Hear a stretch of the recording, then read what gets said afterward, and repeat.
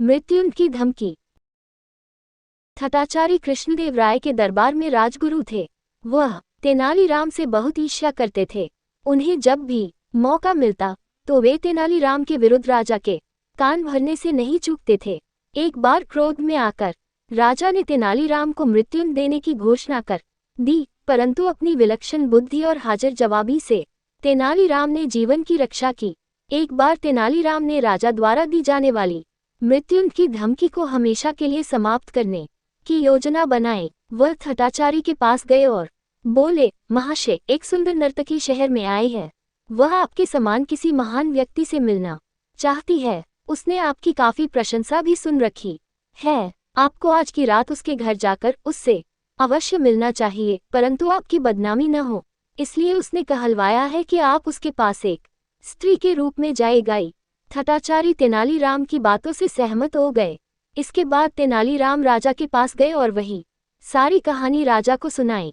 राजा की अनेक पत्नियां थी तथा वह एक और नई पत्नी चाहते थे, अतः वे भी स्त्री के रूप में उस नर्तकी से मिलने के लिए तैयार हो गए। शाम होते ही तेनालीराम ने उस भवन की सारी बत्तियां बुझा दी जहां उसने राजगुरु और राजा को बुलाया था। स्त्री वेश में ठठाचारी पहले पहुंचे और अंधेरे कक्ष में जाकर बैठ गए। वही प्रतीक्षा करते हुए उन्हें पायल की झनकार सुनाई दी। उन्होंने देखा कि एक स्त्री ने कमरे में प्रवेश किया है, परंतु अंधेरे के कारण वह उसका चेहरा ठीक से नहीं देख पाए। वास्तव में राजगुरु जिसे स्त्री समझ रहे थे वह स्त्री नहीं बल्कि राजा ही थे और वार्तालाप शुरू होने की प्रतीक्षा कर रहे थे। थोड़ी देर पश्चात कमरे की खिड़की के पास खड़े तेनालीराम को आवाज सुनाई दी, प्रिय, तुम मुझे अपना सुंदर चेहरा क्यों नहीं दिखा रही हो? ठठाचारी मर्दना आवाज में बोले। राजा ने राजगुरु की आवाज पहचान ली और बोले, राजगुरु, आप यहाँ क्या कर रहे हैं?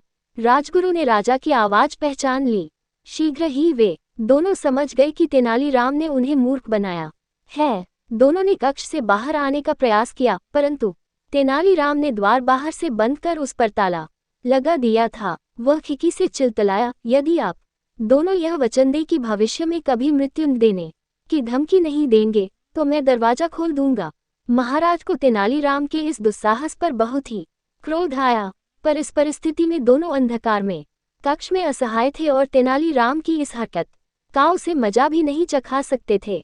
ऊपर से दोनों को बदनामी का डर अलग था और दोनों के पास अब कोई रास्ता भी नहीं बचा था, इसलिए दोनों ने ही तेनालीराम की बात मान ली।